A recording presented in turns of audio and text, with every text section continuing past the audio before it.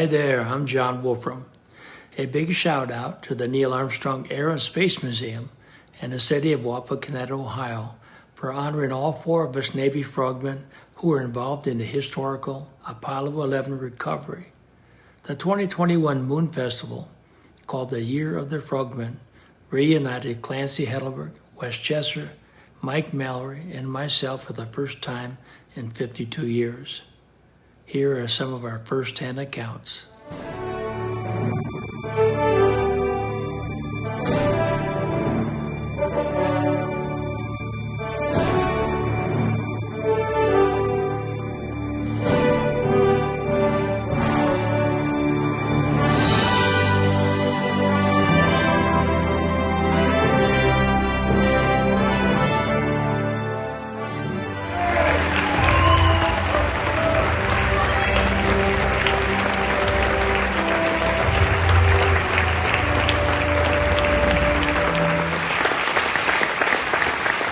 John Wolfram, you saw combat and were wounded in Vietnam. You were also the first face Neil Armstrong saw after Apollo 11 splashed down.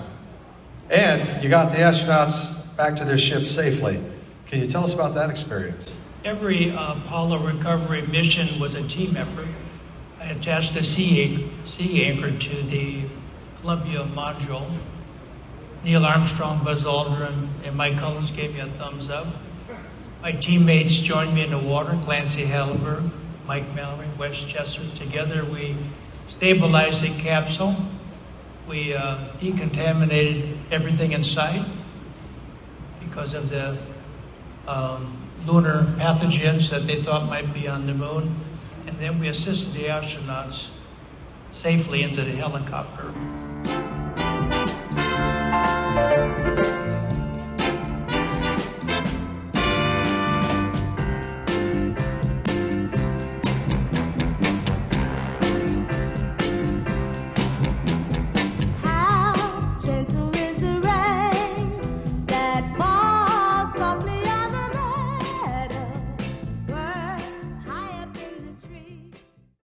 The 60s were just an exciting time for the space program. And the goal was to put a man on the moon, and that's what Kennedy said early in the 1960s.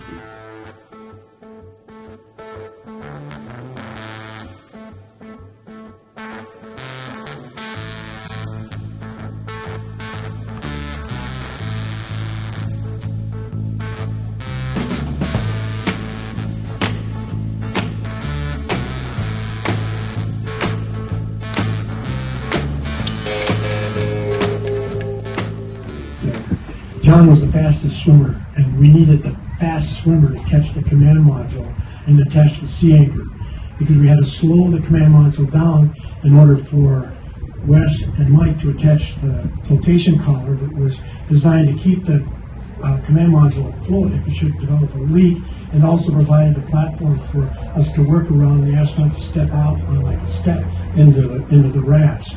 And we needed a strong swimmer out there to pull that 200-pound flotation collar around, so we got the strongest swimmer in the team. And then we had to make sure that if something went wrong out there, that we had an officer with a cool head that could balance the environment and the task at hand and come up with the correct solution to correct whatever was going wrong, and that's why Wes was there. Cool hand Luke. 4,000 feet deep, so they had to make sure the capsule was secure and didn't lose those moon rocks that they had spent billions of dollars on. Making a living the old hard way, taking and giving my day by day. I did snow and rain and the bright sunshine. Busily applying bleach to the car wash mitt, and I'll be washing down the astronauts, and then they'll wash me down.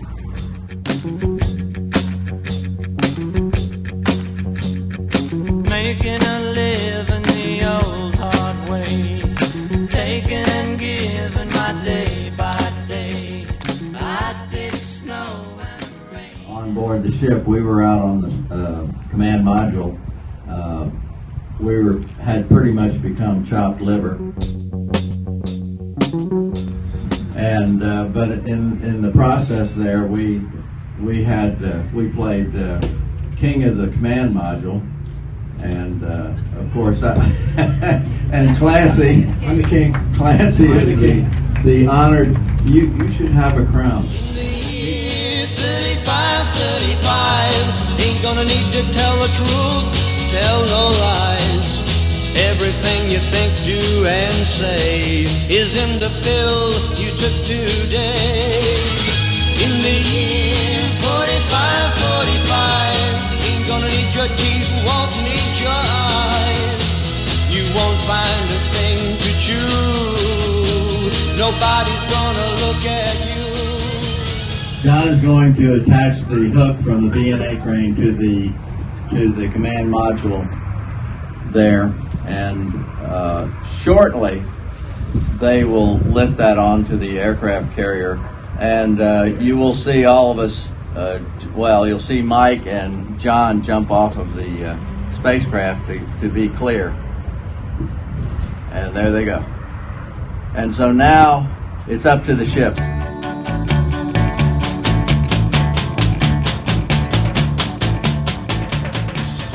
Found us out there and comes up alongside of the capsule because we don't have any way to motor about. And it looked like a city block of downtown coming up alongside of a Volkswagen.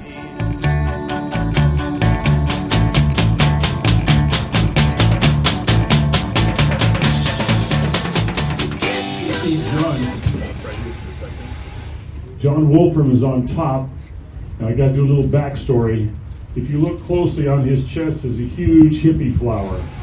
On Apollo 10, the previous flight, Wes and I were out there, and while we were waiting for the ship, I stuck a hippie flower right on the front windshield of the Apollo spacecraft. NASA reamed me for that royally. So we couldn't put anything on the spacecraft and leave our mark, so we put it on John.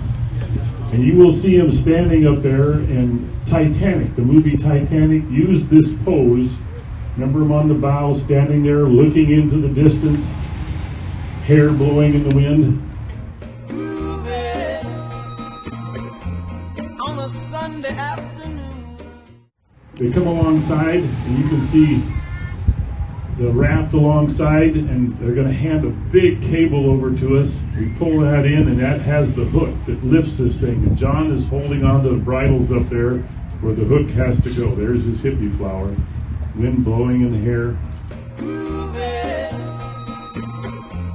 On a Sunday afternoon.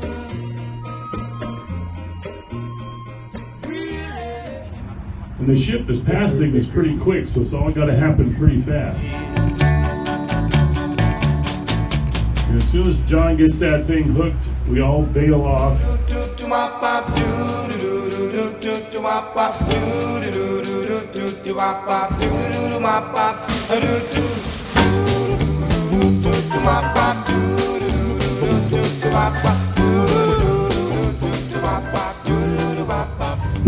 So they are in the mobile quarantine facility.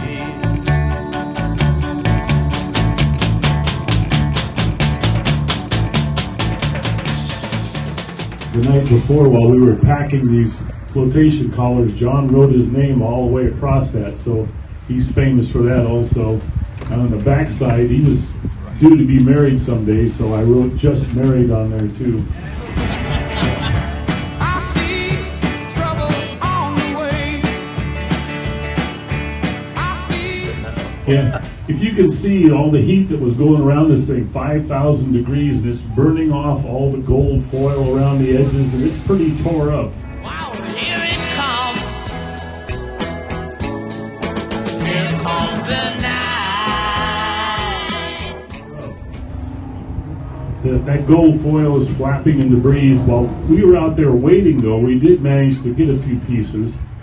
I was picking it out of the water and off the craft, and so were the other fellows, and sticking it into my suit.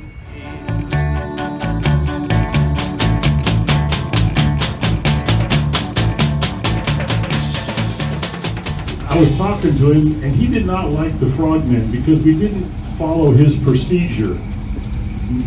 we found a better way to get that call wrong, a bunch of other stuff, and he always said, those guys are terrible, but they do the best job possible. So anyway, I'm talking to him, and he says, okay, here's the procedure.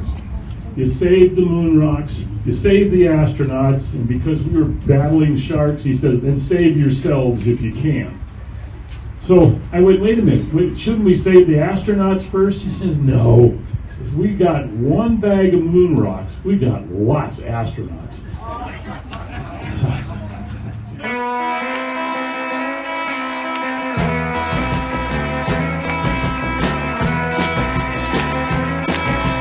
There's a man who leads a life of danger. To everyone he meets, he stays a stranger. With every move he makes, another chance he takes, odds are he won't live to see tomorrow. Secret agent man, secret agent man, they've given you a number and taken away your name.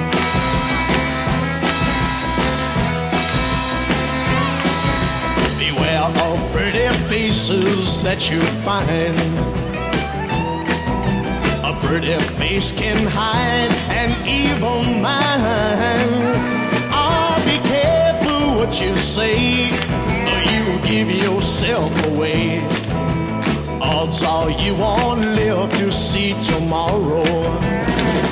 Secret Asian man, secret Asian man, they've given you a number and taken away your name.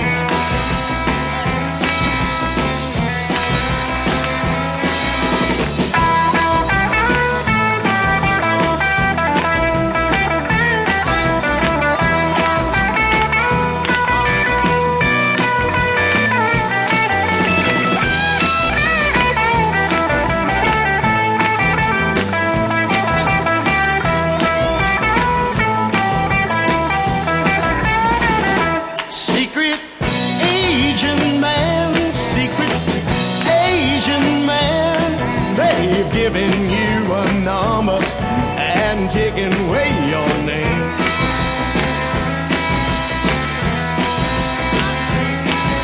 Swinging on the Riviera one day, and then laying in the Bombay alley next day. Oh no, you let the wrong word slip while kissing persuasive lips. Odds are you won't live to see tomorrow. Secret Asian man, secret Asian man, they've given you a number and taken away your